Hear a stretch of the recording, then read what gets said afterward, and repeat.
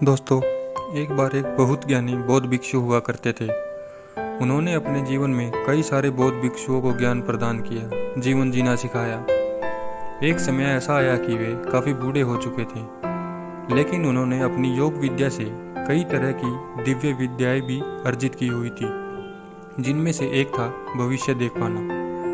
उनके आश्रम में अभी भी कुछ शिष्य थे, जिनमें से एक शिष्य उनका सबसे प्रिय था, क्योंकि उसमें वो काबिलियत थी कि वो आगे चलकर उनके जाने के बाद इस बड़े आश्रम का कार्यभार संभाल सके।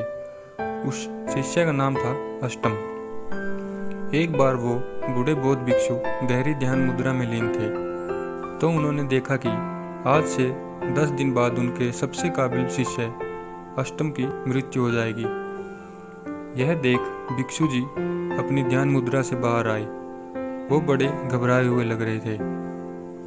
मृत्यु किस वजह से होगी ये तो पता लगा पाना संभव नहीं था, पर वह अष्टम को बचाकर प्रकृति का नियम भी नहीं तोड़ना चाहते थे। इस वजह से वे बहुत चिंतित रहने लगे। खूब विचार करने के बाद भिक्षु ने सोचा कि अष्टम के जीवन में अब जितने भी दिन शेष बचे हैं वो अपने परिवार वालों के साथ बिताए। आखिरकार देर रात उन्होंने अष्टम को अपने पास बुलाया और कहा कि अष्टम, तुम 9 दिनों के लिए अपने घर हो आओ। ध्यान रहे ठीक 10वें दिन आश्रम वापिस आ जाना। यह सुन अष्टम बहुत खुश हुआ। अष्टम के मन में यह सवाल भी आया कि आखिर गुरुजी मुझे अचानक घर जाने को क्यों बोल रहे हैं, लेकिन उसने गुरुजी से सवाल करना उचित नहीं समझा। इसलिए उनके आदेश का पालन करते हुए सुबह सूर्य निकलने से पहले ही गुरुजी के पैर छूकर विदा लिया और घर की तरफ निकल गया। इधर गुरुजी को एक तरफ जहां अपने काबिल शिष्य को खोने का डर था, वहीं दूसरी तरफ आश्रम के लिए कोई काबिल शिष्य के ना होने की चिंता थी। कुछ दूर चलने के बाद अष्टम को बहुत प्यास लगी। वहीं से थोड़ी दूरी पर नदी बह रही थी, जिसका ठंडा पानी पीकर अष्टम जैसे ही पीछे मुड़ा, उसकी नज़र एक बड़े से मिट्टी के ढेर पर पड़ी। वो मिट्टी का ढेर चींटियों का घर था। कम से कम लाखों चींटियां थीं। उसमें जो तेजी से अंदर और बाहर आ जा रही थी। कुछ चींटियां एक दूसरे से टकरा रही थी। यह दृश्य देख अष्टम को बहुत अच्छा लग रहा था। अष्टम के पैरों से जब नदी का पानी टकराया तो अष्टम को आभास हुआ कि नदी का पानी तेजी से बढ़ रहा है, जिस वजह से इसकी तरंगे जल्दी ही चींटियों को घर को तबाह कर देगी। मुझे जल्दी ही कुछ करना होगा। अष्टम ने अपनी तेज बुद्धि का उपयोग कर खुदाई कर वहाँ एक नाली बना दी और मिट्टी के चारों तरफ पत्थरों का एक मजबूत सुरक्षा लगा दी, जिससे नदी का पानी उन चींटियों तक नहीं पहुँच सकता था। अब अष्टम जब कुछ आगे बढ़ा तो तेज गर्मी की वजह से चलती हुई जमीन के ऊपर एक बूढ़ा आदमी चल रहा था।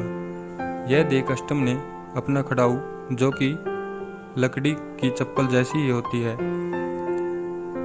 वक्त निकालकर तुरंत उस बूढ़े व्यक्ति के पाँव में डाल दी। बूढ़े आदमी ने उसे खूब दुआएं दी।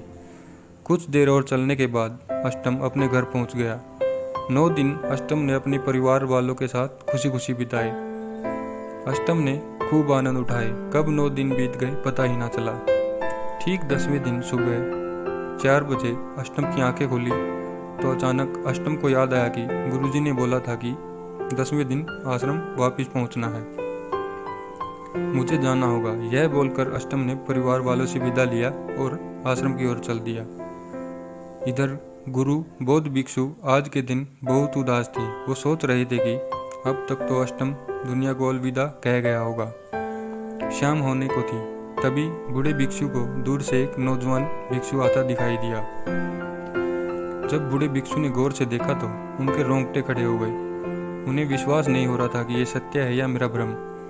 अष्टम जैसे ही आश्रम के गेट पर पहुंचा, बूढ़े बौद्ध भिक्षु ने तेजी से आगे बढ़कर अष्टम को अपने सीने से लगा लिया। लेकिन बूढ़े भिक्षु का मन अब भी सवालों के घेरे में था और ये जानने की तीव्र जिज्ञासा उनके चेहरे पर झलक रही थी कि आखिर ये संभव कैसे हुआ। तभी अपनी जिज्ञासा को शांत करने के लिए उन्होंने अष्टम से बस इतना पूछा कि अष्टम, तुमने यहाँ से जाने के बाद जो कुछ भी किया मुझे सब बताओ। अष्टम ने गुरुजी को सब बताया कि कैसे उसने पहले लाखों चींटियों की जान बचाई और उस बूढ़े आदमी की मदद की, और जो भी कुछ अपने गांव में किया वो सब बताया।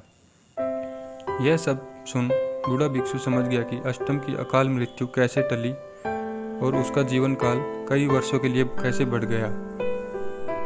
तो दोस्तों, देखा आपने कैसे निस्वार्थ सेवा व परोपकार की भावना ने अष्टम का जीवन काल बढ़ा दिया।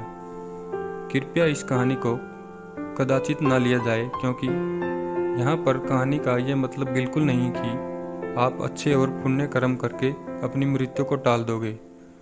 हाँ, ये सत्य जरूर है कि दिल से निकली दुआएं और पुण्य कर्मों के से जीवन के बड़े बड़े दुख कष्ट कट जाते हैं। और ऐसा कई बार देखा गया है कि बहुत से रोड एक्सीडेंट या किसी भी ऐसी घटना के दौरान आदमी मरते मरते बच जाता है, तो कहीं ना कहीं उनके पुण्य कर्म ही उन्हें बचाते हैं, जो ईश्वर ने उन्हें अपने जीवन व गलतियों को सुधारने का उन्हें एक मौका देता है।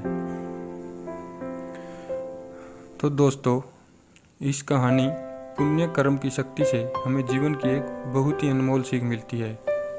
निस्वार्थ भाव से की गई दूसरों की मदद, परोपकार की भावना, इंसानियत का फर्ज कैसे मनुष्य के दुख और पापों को काट कर उसे एक सुखी व समृद्ध जीवन प्रदान करता है। धन्यवाद दोस्तों।